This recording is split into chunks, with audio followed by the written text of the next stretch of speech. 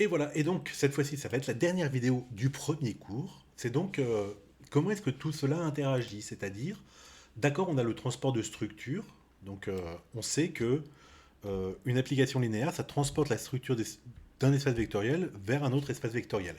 Mais comment ça interagit avec la notion de sous-espace vectoriel, ok?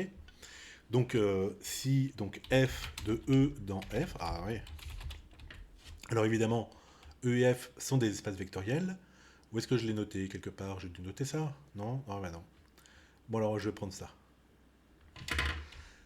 Pouf, on recommence. Paf. Donc j'ai deux espaces vectoriels. Alors c'est E et E', ok. Deux espaces vectoriels sur le même corps K, très important. Et F, donc il va de E dans E', une application linéaire, ok. Alors la question qu'on peut se poser, c'est si grand F est un SEV, donc l'espace vectoriel bien sûr de E, est-ce que F, l'image directe de F, hein, d'accord, est-ce que c'est un espace vectoriel de E', d'accord? Alors la réponse est oui, hein, et un SEV de l'arrivée de E', plus prime fois prime, enfin point prime. Alors, comme je rentre de vacances, évidemment, je suis plus habitué à mon clavier, donc c'est pour ça que je fais plein de fautes partout.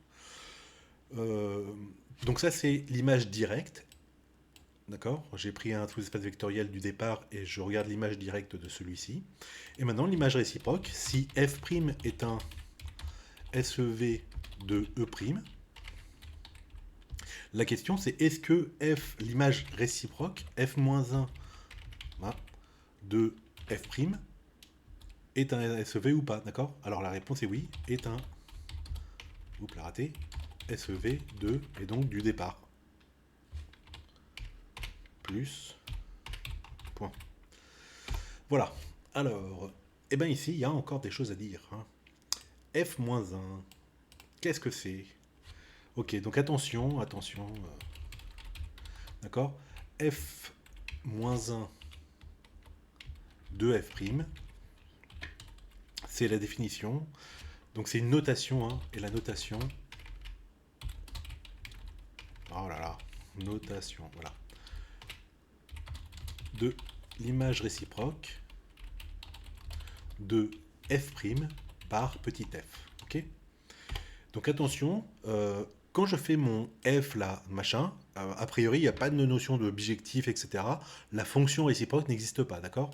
Par contre, l'image réciproque, c'est quoi? C'est par définition, hein, f, donc, hop, attendez, moins 1 de f', voilà.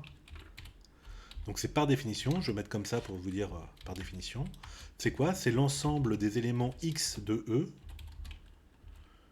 tel que l'image par ça, soit aidant, est un élément de f'. Ok? Donc vous voyez que je n'ai que la définition de ceci, hein, ça n'utilise que la fonction f, et il n'y a pas besoin d'avoir une bijection ou quoi que ce soit pour avoir ça, d'accord? Donc ça c'est vraiment une notation, et rien à voir avec la bijection, ok? Alors évidemment, si f est bijective, alors f-1 de f', cette notation-là, ça coïncide avec l'image directe f-1, d'accord, de f' ici, ok? Bon, j'espère que vous avez compris. Et donc, ici, ben voilà, les propositions qu'on va devoir démontrer d'ailleurs.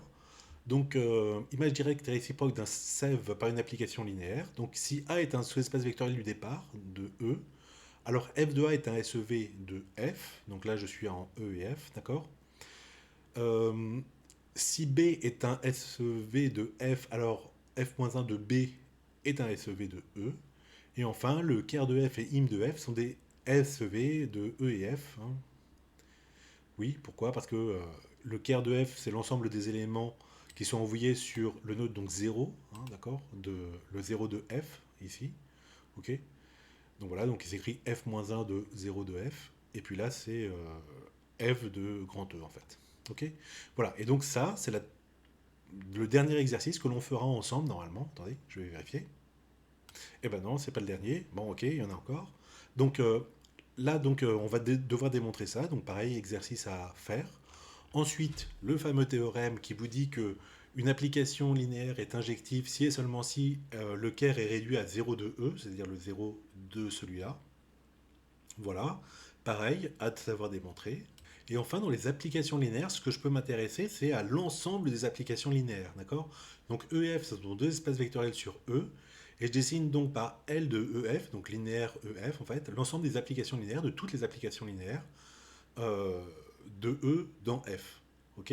Et je me rends compte que LEF muni de la somme, donc la somme de deux fonctions, de deux applications linéaires, donc la somme que j'ai définie ici, et du produit externe, donc c'est lambda f est défini, lambda.f est défini par, pour tout x, lambda.f de x est égal à lambda fois un point f de x. Voilà, donc ça c'est un espace vectoriel. Donc pareil, alors là j'ai fait la démonstration, mais pareil, il faut savoir le démontrer. Ok, et le dernier truc, c'est l'ensemble GL de E, donc le groupe linéaire. Donc, parmi justement ces applications linéaires, certaines sont bijectives, d'autres ne le sont pas. D'accord? Par exemple, tout à l'heure, on avait vu, on avait parlé de doublé. C'est clairement bijectif. Hein, ça, la fonction réciproque, c'est faire la moitié. Et donc, on appelle euh, GL de E l'ensemble des applications linéaires bijectives de E dans F. De E dans lui-même, pardon. Ok. Voilà. Et donc, on voit que enfin, l'exercice, c'est de montrer qu'il existe une loi que la loi de composition interne. Pour quelle loi de composition interne? Bon, bref, vous lirez ça. Pour quelle loi est-ce que GL de E est un groupe? Et la question en dernière, c'est est-ce que je peux le munir d'une structure d'espace vectoriel? Ok. Voilà, donc je vous laisse réfléchir à tout cela. Et cette fois-ci, c'est vraiment terminé pour la première partie du cours. Voilà.